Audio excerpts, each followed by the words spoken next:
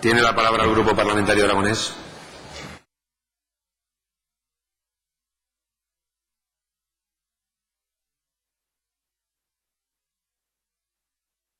Señor presidente, buenos días, señor consejero. Bueno, muchas veces cuando hablamos del Fondo de Inversiones de Teruel nos fijamos en los árboles y no vemos el bosque.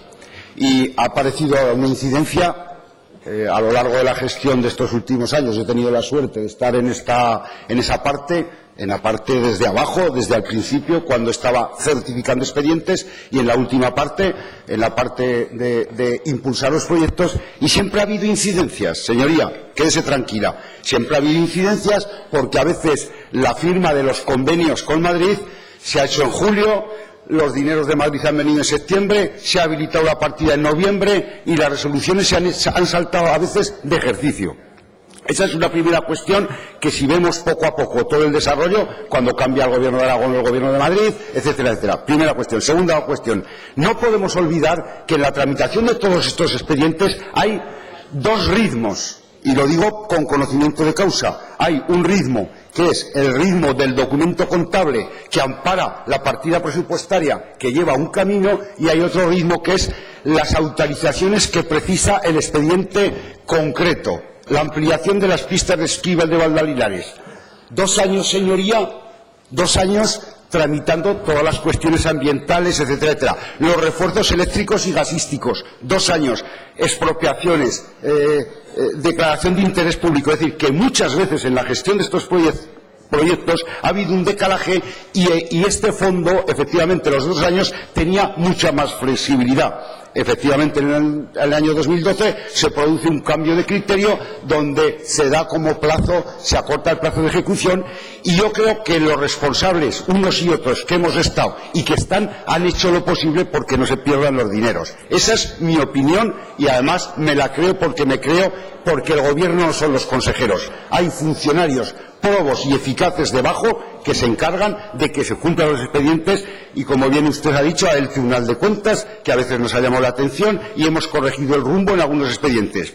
Hecha esa cuestión, desde luego yo me sumo a ese deseo de que en la próxima reunión de la Comisión de Seguimiento ocurra lo que tiene que ocurrir, como ocurrió con otros fondos o como ha ocurrido a veces con expedientes europeos, que se encuentre la solución al problema y que esos expedientes que están en marcha, algunos, como usted bien decía, o el propio consejero, se encuentre una salida negociada para dar solución al problema concreto de poner en marcha esos expedientes, porque hay expedientes, además, que yo creo que son necesarios. Y le digo que el Fondo de Teruel, en el análisis de los 23 años, yo me quedaría con lo positivo. Y mire, voy a hacer una comparación a veces odiosa. Los fondos de Teruel, más de 800 millones de euros, pues puede que sean los millones de euros que se invirtieron en el recinto de la Expo. Yo la pregunta que haría, solo en el recinto, no en todas las infraestructuras, la pregunta que haría es ¿qué efecto han tenido en Teruel los proyectos eléctricos y gasísticos? Hoy Teruel tiene gas y electricidad en toda la provincia gracias al CITE. Los proyectos municipales, que han sido lo mínimo, porque efectivamente había 9 millones de euros al principio, luego 4. Los proyectos agroalimentarios, el jamón de Teruel, con la potencia que llegó a alcanzar de esos 700.000 jamones de denominación de origen, cuando la economía iba bien, estaba respaldado y apoyado, y la genética y los secaderos de los ganaderos, los secaderos industriales, los proyectos agroalimentarios turísticos industriales, la trufa, el azafrán, las razas autóctonas. En suma, Teruel, que ha sido un instrumento de apoyo a la financiación de proyectos empresariales con fondos de Teruel dedicados a la creación de empleo. Y los grandes proyectos, yo ayer que pasaba por Teruel, hombre, cuando ves la campa de Caudé, que debe haber allí ahora como 80 o 90 grandes aviones emulando lo que es Atlanta en Estados Unidos, dices, ha merecido la pena hacer este esfuerzo. Motorland o el propio Laboratorio de Física del Cosmos. No nos hemos dedicado a hacer pequeñas obras municipales.